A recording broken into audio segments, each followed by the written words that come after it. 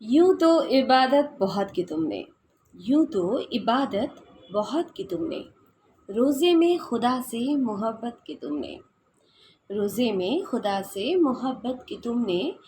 चलो अब वक्त आया है इबादत का सिला पाए। चलो अब वक्त आया है इबादत का सिला पाए। मुबारक हो चांद तुमको, मुबारक हो चांद तुमको, चलो ईद का जश्न मनाए। नमस्कार, ये है फलक की कहानियों का अद्भुत संसार। किस्सा कहानी, कहानियाँ जिनमें हम लिखते हैं खुद को। मैं हूँ मौसमी चंद्रा, लेकर आई हूँ आपके लिए एक कहानी जिसे लिखा है हमारे फलक के सदस्य BNL दास ने। इस कहानी का शीर्षक है रोता चांद। सुरैया की ईद आज फिर से आ गई। सालों से आ ही जाती है। ईद की तैयारी में लथपथ सुरैया खुद को सजाना नहीं भूलती सालों से। मेहंदी, चूड़ियाँ, सुरमा, लिपस्टिक, चमचमाते चटक गुलाबी रंग में उसके सरारे और कमीज़ में सजना उसने आज तक नहीं छोड़ा। नमाज, मेहमानों, रिश्तेदारों, शौहर, बिटिया, बेटे को ईद की सारी खुशी फ़र्ज अदायगी करते करते शाम हो आई। सुरैया की ईद तो फ़र्ज़ी ईद होती है। रस्म अदायगी की ईद उसकी अपनी ईद कहाँ से? मुद्दत हुए सुरैया ने जो ईद खोया कहाँ पा सकी?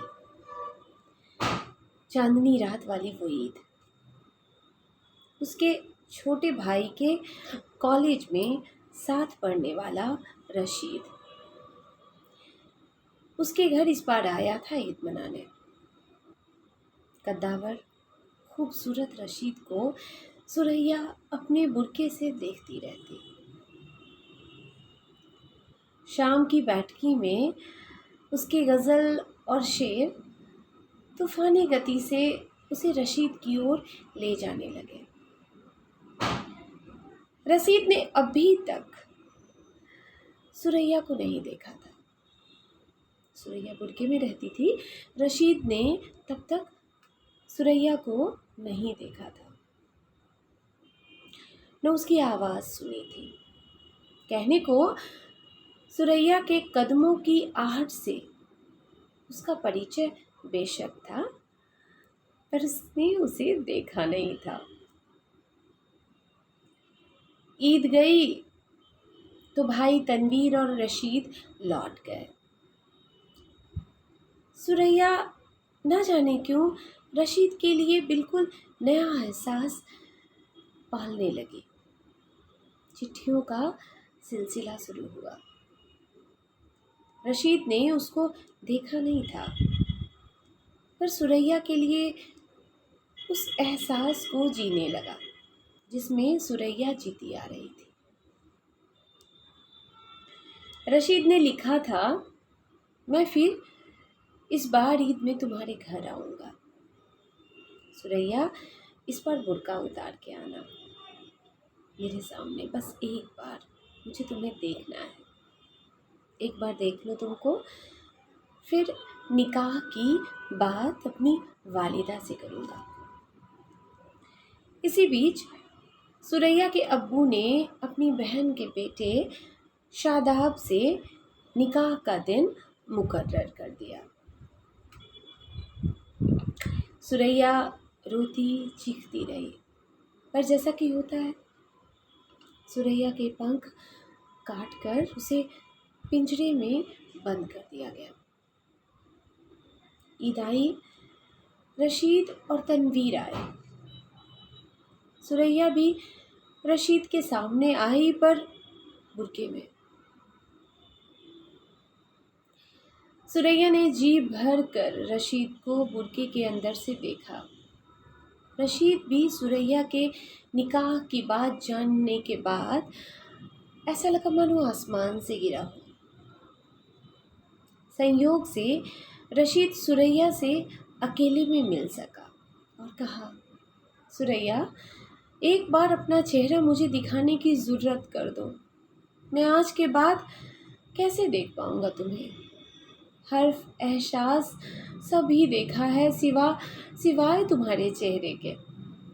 सुरैया सुबकते हुए वहाँ से भाग गई और कहानी ख़त्म हो गई। पर कहानियाँ क्या ऐसे ख़त्म होती है? कहानियाँ यूं ही ख़त्म नहीं होती। यह तो घटता बढ़ता चांद होता है, पूर्ण होकर अपूर्ण। कहानियाँ भी चांद की तरह एक आकृति में नहीं होती, ख़त्म होकर भी घटती है, बढ़ती है। अपने कारक प्रेम रूपी धरती की परिक्रमा के कारण। रशीद को पता नहीं क्या हुआ, उसका कुछ भी पता नहीं चला उस दिन के बाद। सुरैया हर बार सजती है, एक ही काम तो वह रस्म अदायगी की तरह नहीं करती। चांद जैसे ही ऊपर उठता है, बिलखते हुए कहती है चांद के मुखातिब होकर,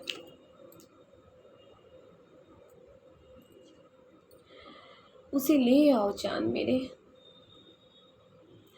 चांद उसे मेरे घर ले आओ। वो अपनी ईद को नहीं देख पाया। तुम सुनते नहीं हो मेरी इबादत। मेरी इबादत रटी हुई हरफे नहीं है, दिल से निकली इबादत है चांद, कबूल करो ना। उस फैली चांदनी में सुरैया की तरह चांद भी रोता है। बेचारा मजबूर जो है, ईद आती है जाती है, चांद को आना है जाना है, सुरैया को सजना है और इंतज़ार करना है। पर हर ईद में सुरैया संग चांद भी थोड़ा रोता है। ये कहानी इतनी ही। अभी आप सुन रहे थे मुझसे यानी मौसमी चंद्रा से BNL दास की लिखी कहानी रोता चांद। यह है फलक की कहानियों का अद्भुत संसार, किस्सा कहानी। और फिर मिलती हूँ एक नई कहानी के साथ अगली बार। और आप सबों को ईद की बहुत सारी मुबारकबाद। खुशियों भरा ये चांद, खुशियों भरी ये ईद आप सभी को बहुत बहुत मुबारक हो। आपके सारे अरमान पूरे हो और भाईचारा ऐसे ही बना रहे। अगली बार फिर मिलती हूँ एक नई कहानी के साथ। तब तक खुदा हाफ़िज़।